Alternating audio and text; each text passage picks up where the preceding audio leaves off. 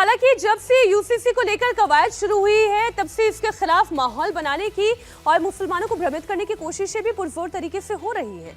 UCC के विरोध में मौलाना और मुस्लिम वोट बैंक की सियासत करने वाले क्या क्या तर्क देते हैं, ये सुनना भी बहुत जरूरी है। मुसलमानों के दिमाग में ये बिठाने की कोशिश की जाती है कि यूसीसी का मकसद मुस्लिम पर्सनल लॉ को खत्म करना है, जबकि शादी, तलाक, गोद और उत्तराधिकार का नियम धार्मिक मामला है।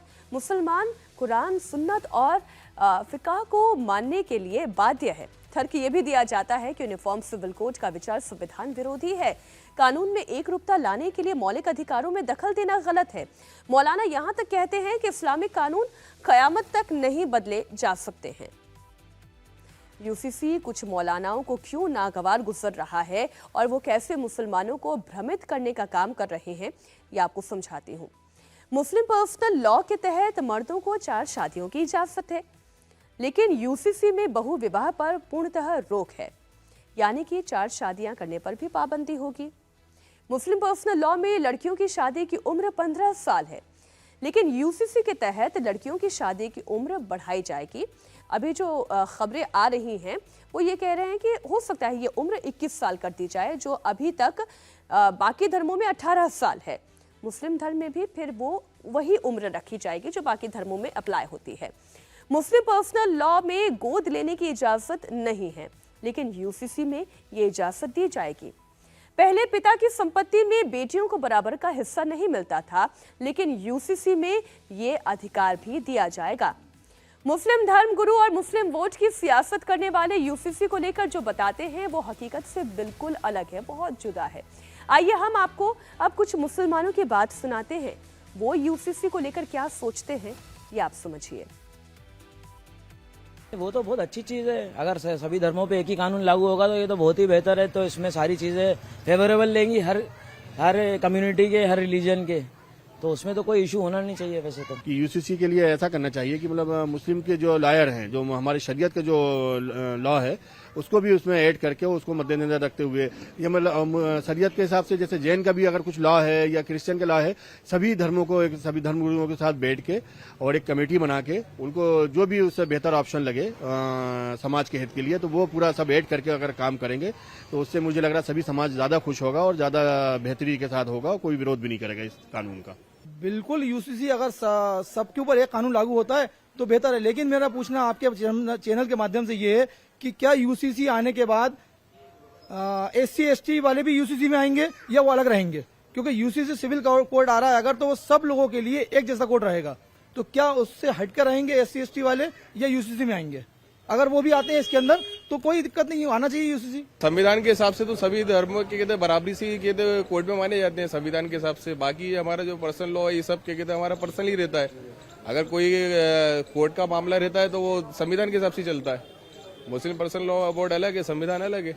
मुसलमान के जो धर्म है वो ज्यादातर शरीयत के हिसाब से चलते चले आ रहे हैं और शरीयत के हिसाब से चलते चले आएंगे।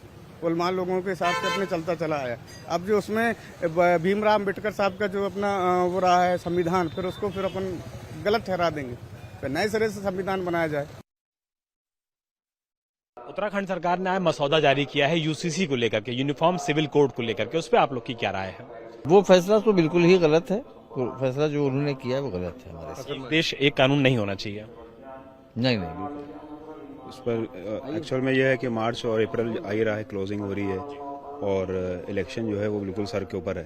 तो ये सब चीज़ें तो बिल्कुल कॉमन है। वो कोई ना कोई तो पॉलिटिकल पार्टी जो अपना स्टंट लगाते हैं। हर यहाँ 3 किलोमीटर के बाद पानी बदलता है, यहाँ भाषा बदल जाती है यहाँ की, तो कैसे आप एक सामान्य नागरिक संहिता लागू कर देंगे? ये यूसीसी मजाक है, ये भी एक राजनीतिक स्टंट है। करना भारतीय जनता पार्टी को कहीं लागू नहीं, और इसमें अगर लागू हुआ तो यकीन जान लिए बहुत आपसी मतभेद पैदा होंगे, आपसी निफाक होगा और हिंदू मुस्लिम फिर विवाद पैदा हो जाएगी। ये बात बिल्कुल सही है कि भारत में हर 4 कोस के बाद पानी बदलता है, मिट्टी बदलती है, भाषा बदलती है, लेकिन इंसान तो सब एक ही हैं। सभी के अंदर एक ही लहू बहता है, एक ही हड्डी है, एक ही मांस का तरीका है। तो फिर कानून एक क्यों ना हो? जब क्रिमिनल लॉज में कानून कोडिफाइड हैं और एक ही है सबके लिए, तो फिर पर्सनल लॉज में क्यों ना हो? आपने यूसीसी को लेकर आम मुसलमानों की राय तो जान ली, जो कि मिली जुली थी, लेकिन इस पर सियासत पिछले कई महीने से चल रही है। मौलाना मदनी से लेकर ओवैसी तक यूसीसी की आड़ में लगातार मोदी सरकार के खिलाफ हल्ला बोलते आ रहे हैं।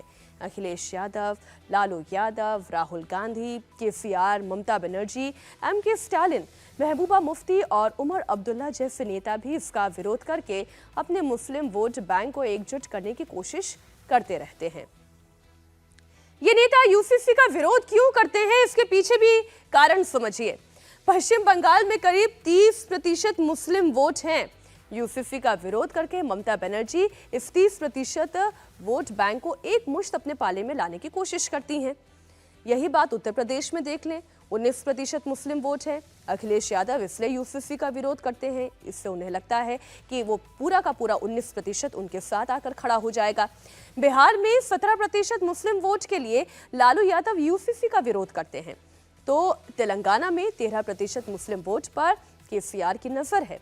असम की बात करें 35%, केरल में 27% और महाराष्ट्र में 12% मुस्लिम वोट हैं। राहुल गांधी भी इसीलिए संविधान में इस समान नागरिक संहिता का विरोध करते हैं, वो इसके खिलाफ खड़े होते हैं।